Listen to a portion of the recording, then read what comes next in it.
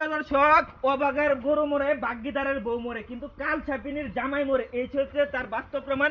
এই যে দেখুন, একটি বিধবা মহিলা, এই মহিলার কিন্তু পর পর 5বার বিয়ে হয়েছে, 5টা স্বামী মারা গেছে, কিন্তু এই যে দেখেন পাশে আছে তার কিন্তু মেয়ে, তাদের কিন্তু একটি সন্তান নেই। বিস্তারিত শুনবো আমরা তাদের মুখ থেকে, কেন তার মেয়ে তার মাকে বিয়ে দেওয়ার জন্য অনলাইনে আসছে। আচ্ছা আপু, আপনার, আমি যতদূর শুনলাম আপনার মায়ের আরো 5টি বিয়ে হয়েছে।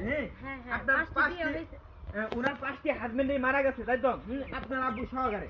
আচ্ছা, এই জন্য আপনি কি জন্য অনলাইনে আসছেন? আপনার মেয়েকে, আপনার মাকে বিয়ে দেওয়ার জন্য? আমি আমার হাজবেন্ডকে নিয়ে ঢাকা থাকি, তো আমার মা গ্রামে থাকে, আমার মাকে বিয়ে দেব।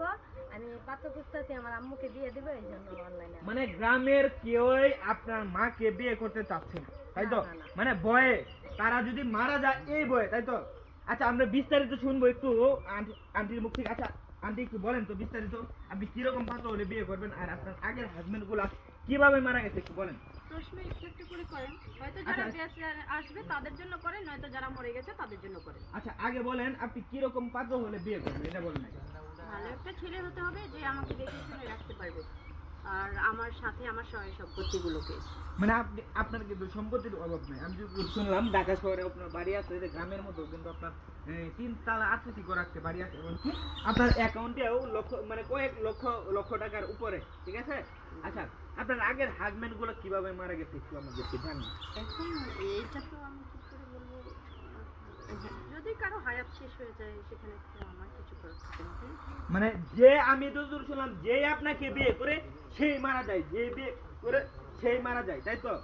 কিন্তু এটা, মানে আমি বিষয়টা বুঝলাম না, কিভাবে মারা যায়? তারা কি কোনো দুর্ঘটনাতে মারা যায়, নাকি অসুস্থতার কারণে মারা যায়, নাকি হঠাৎ করে মারা যায়? একটু ক্লিয়ার করে।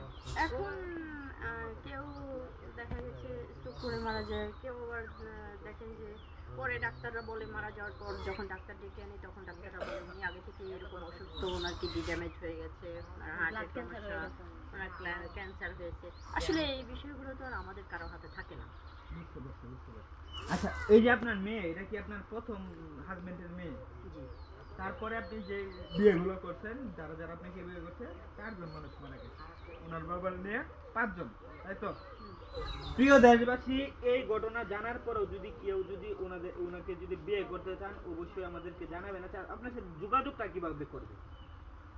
আমার মেয়ের নাম্বারটা দিয়ে দেবে, যেহেতু এখন তো আমার গার্জিয়ান আমার মেয়ে, তাই না? তার নাম্বারটা দিয়ে আমার দেবে, নাম্বার arrange দেওয়া করে থাকবে, দিয়ে দেবে। নাম্বার ইমো হোয়াটসঅ্যাপ দুটোটাই খোলা থাকবে। তো ইমোতে পারলে ইমোতেই নক দেন, আর হোয়াটসঅ্যাপ হলে হোয়াটসঅ্যাপেই নক দেন। যদি বিয়ে করতে চান আমার আম্মুকে।